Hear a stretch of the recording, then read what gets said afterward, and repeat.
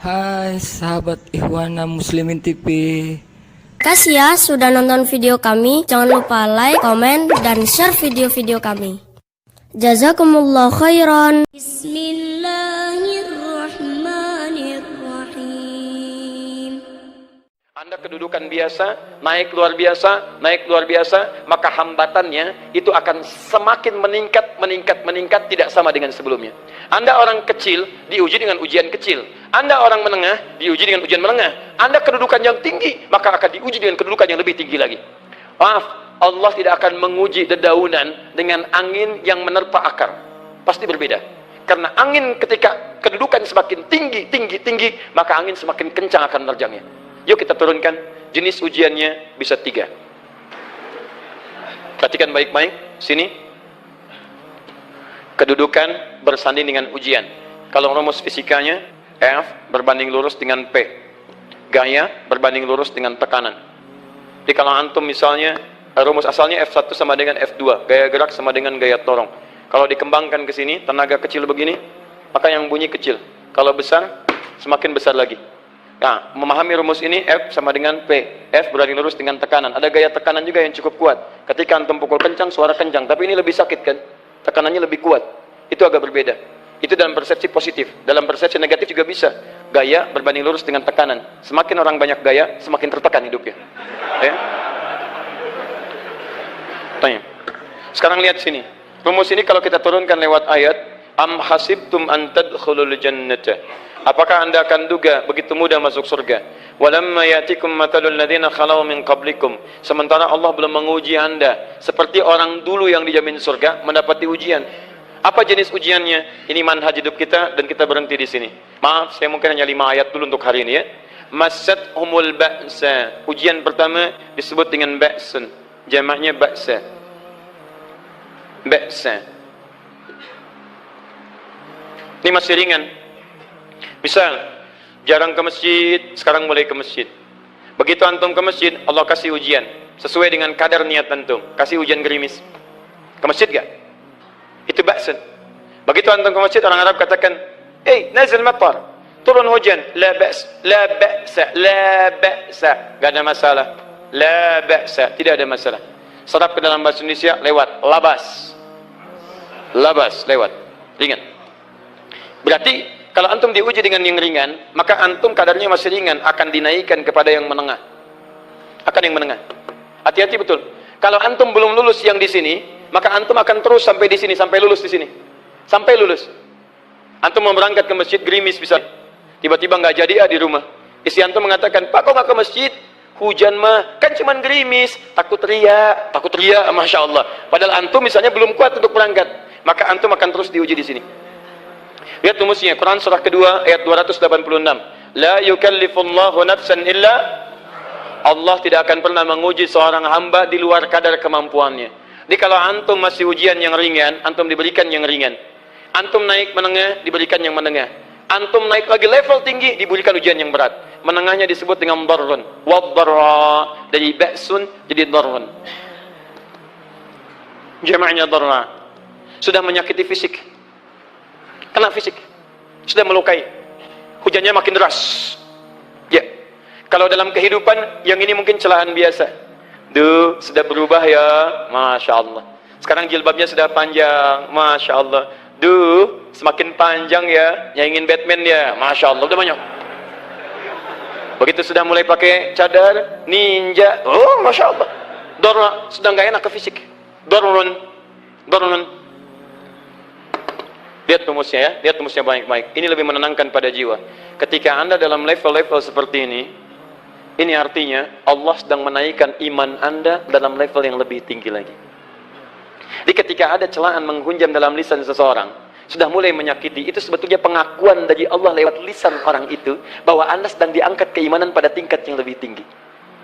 Ada yang mengatakan, kamu kenapa sih pakai jilbab begitu? Yang biasa aja kali.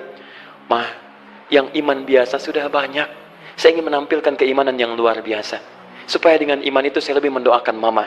Saya menampakkan amalan-amalan. Mudah-mudahan pahalanya bisa buat mama. Masuk dengan bahasa yang baik. Masya Allah. Jadi kalau antum bisa melawan hal-hal demikian dengan bahasa yang indah, itu nyaman kepada jiwa. Kadang-kadang ada kalimat-kalimat yang tidak perlu pakai dalil, teman-teman sekalian. Kembalikan ke sini. Terakhir, wazulzilu zilzal. Zulzilu zilzal. Gempa, goyang. Dia ada ujian yang bisa menggoyangkan diri kita, membuat gempa hati kita. Antum sudah nggak kuat, kadang-kadang di jalan sempoyongan, padahal nggak ada gempa di luar, cuman hati kita kayak kena goncangan. Diserang sana, serang sini, nggak bisa tidur, nggak bisa makan, tawarin ini susah, itu susah. Wazulzilu. Bahkan hatta yaqula Rasulullah walladzina amanu ma'ahu mata nasrullah. Sampai-sampai Rasul SAW, bahkan orang-orang beriman, bahkan yang setelahnya bisa mengatakan, kapan ini berakhir? Akan tiba masa Anda mengalami satu situasi sampai Anda mengatakan, kapan berakhirnya yang seperti ini? Serang, serang, serang. Perhatikan, jika Anda berada pada level ini, saya ucapkan selamat kepada Anda, karena Anda akan diangkat pada kedudukan yang tertinggi di antara sekian ujian yang ada. Zilzal. Artinya Allah akan naikkan Anda pada derajat yang tinggi. Karena hukum ujian tadi, la yukallifullahu nafsan illa wus'aha. Allah enggak akan menguji seorang hamba di luar batas kemampuannya. Jadi kalau Anda sudah dipandang oleh Allah siap menerima yang ini, maka Anda akan diberikan zilzal. Kalau Anda nggak mampu, Anda hanya akan diberikan darra atau ba'sun. Dimohon maaf, kalau di antara jamaah yang hadir saat ini, Anda merasa sedang punya masalah yang berat, membuat hati Anda goyah, saya ucapkan pada Anda, dari sekian hamba Allah yang ada di muka bumi, cuman Anda yang diberikan itu. Artinya Allah akan mengangkat derajat Anda. Ayo bahagia. Dan yakinlah, bukan orang lain yang dititipkan, Anda yang diberikan. Allah percaya pada Anda, kenapa Anda tidak yakin? Bukan orang lain. Jadi mustahil Allah memberikan ujian berat kalau Anda nggak sanggup. Karena cuma Anda yang sanggup, Anda yang dikasih. Makanya jangan mengeluh. Jangan katakan, ya Allah, kenapa saya, Allah? Why me? Kata Allah, why not? Kamu yang bisa. Yang lain tidak. Dan tanpa harus Anda menuliskan status. Memang cuma saya yang sanggup. Oh, Masya Allah. Gak usah. Sadari. Kalau bukan sayang, Allah itu punya sifat adil. Nggak mungkin menukar sesuatu di luar kadarnya. Antum tahu cicak? Halo? Jangan katakan wallahu alam, cicak. Cicak, baik. Bagaimana aktivitasnya? Merayap. Di mana? Dinding. Apa makanannya? Nyamuk. Nyamuk bagaimana aktivitasnya?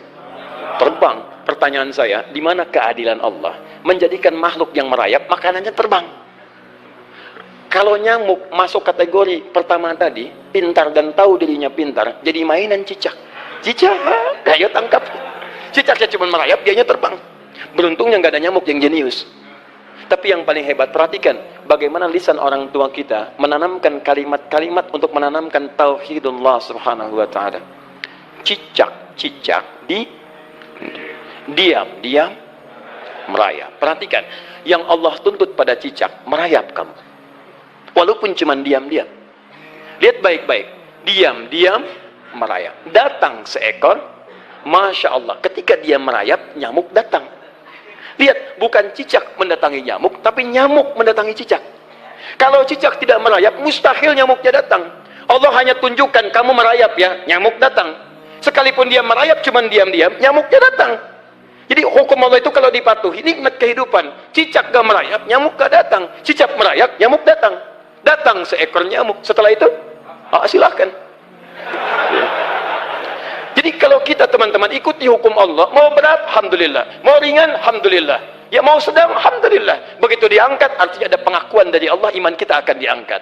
Cuman, bahasa Nabi Ya'qub alaihissalam kepada Yusuf alaihissalam, mesti ada persiapan dalam mengatasi itu semua. Tidak cukup hanya mendiamkan saja. Maka kata Nabi Ya'qub, jangan kisahkan dulu. Bikin dulu pemetaan-pemetaan untuk mudah mengatasi itu semua. Ini poinnya. Anda harus punya rencana.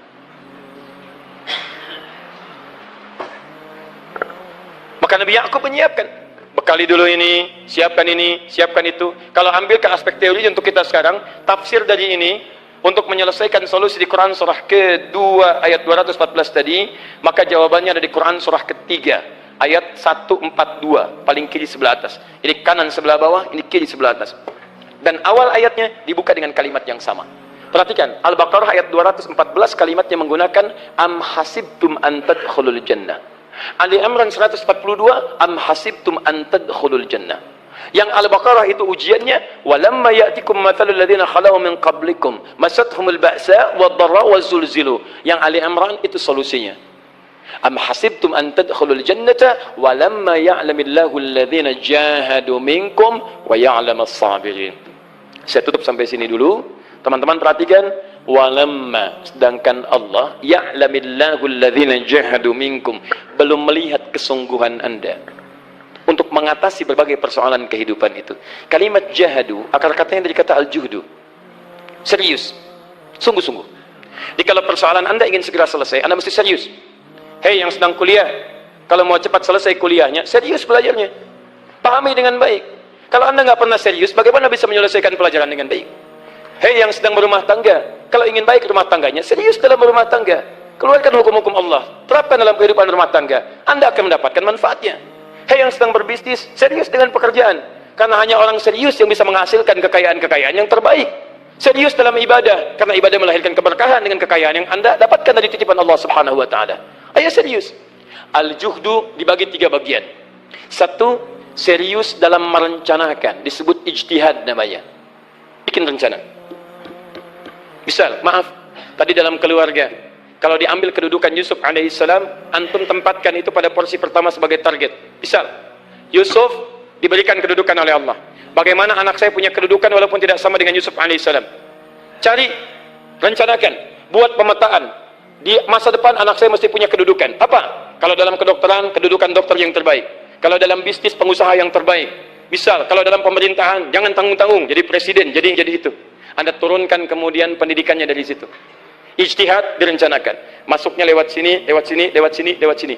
Seperti kemudian, maaf, Hannah dengan Imran, rahimahumullah, merencanakan hasil yang terbaik untuk Maryam, bahkan sejak dalam kandungan. Quran surah ketiga Ali Imran dari ayat 35 sampai 37, paling kiri pertengahan sampai bawah. Idh qalat imra'atu Imran rabbi inni nazartu, bahkan nazartu ma fi batni muharrara, saya bernazar anak saya yang lahir ini akan punya kedudukan dekat dengan Allah Subhanahu wa Ta'ala. Di sejak bayi direncanakan mau jadi apa. Setelah itu apa? Jihad itu kesungguhan dalam mempraktekkan, mengaktualisasikan konsep yang sudah dibuat. Jangan sampai cuma berdoa, tapi doanya tidak disandingkan dengan ikhtiar, nggak nyambung. Makanya ketika lahir, ada jihad dengan doa. Falamma wada'at faqalat rabbi inni wada'tuha untha, ayat 36-nya. Wallahu a'lamu bima wada'at wa laysa dzakaru kal untha. Lihat, wa inni sammaituha Maryam wa inni u'idzuha bika wa dzurriyyataha minasyaitonir rajim. Doa. Setelah berdoa apa? Teruskan. Bagian akhirnya ayat 37-nya. Maaf teman-teman, tidak cukup dengan doa. Karena Maryam masih dekat dengan Allah, punya kedudukan, dia mesti dirawat oleh orang yang paling saleh. Cari Nabi Zakaria, orang saleh. Mesti merawat. Tempatnya mesti netral dari keburukan, bikin mihrab. Jadi tempat dibuatkan, orang soleh merawat, doa dipanjatkan, doa berbanding lurus dengan ikhtiar. Apa yang terjadi? Ayat 37-nya. Fataqabbalaha rabbuha biqabulin hasanin wa ambataha nabatan hasana. Maka Allah Subhanahu wa Ta'ala menerima usaha orang tua ini. Doanya diterima, ikhtiarnya diterima. Jadi kalau antum mengambil ayat tadi, diterapkan dalam kehidupan, rencanakan teman-teman sekalian. Anak mau sekolah di mana? Mau jadi apa? Turunkan ke bawahnya. Oh, dia mau jadi dokter yang hafal Quran, turunkan. Pendidikannya di sini sampai paling kecilnya. Siapa gurunya yang dekat dengan Allah? Sekolah yang menjauhkan dari hal-hal keburukan. Sampai satpamnya soleh, security-nya soleh, koperasinya orang-orang soleh, gurunya orang-orang soleh. Hadirkan. Kalau ikhtiarnya sudah nyambung dengan doa, maka fataqabbalallah. Taqabbalaha rabbuha. Diterima Maryam, antum diterima. Jadi kadang-kadang yang nggak nyambung nih begini, doanya nggak nyambung dengan ikhtiar, itu masalahnya. Ya Allah, mohon ya Rabb, jadikan anak saya rajin sholat, hafal Al-Quran, tapi ditempatkan di sekolah yang tidak pernah mengajarkan sholat, nggak nyambung. Ditempatkan di tempat yang tidak pernah mengajarkan Quran, tidak nyambung. Nggak ada kesamaan di situ. Maka Nabi Ya'qub alaihissalam memberikan gambaran kepada anaknya, nah, kamu akan punya kedudukan begini, hati-hati, setiap ada kedudukan akan ada rintangan, kamu harus punya rencana untuk merencanakan solusi-solusi terbaik untuk itu. Kemudian yang terakhir, ini yang paling hebat, mujahadah, perjuangan melawan emosi. Karena tidak sedikit tantangan itu, maaf, yang berat itu bukan menghadapi fisiknya, tapi menghadapi diri kita sendiri. Mau ke masjid, malas, itu yang susah dihadapi dibandingkan dengan hujan. Hujan ada payung, malas mau pakai apa? Maaf, menurun, semangat turun, malas datang, kecewa datang, pesimis datang, lawan, namanya mujahadah. Gabungkan ketiganya, isi dengan sabar. Wa ya'lamus sabirin.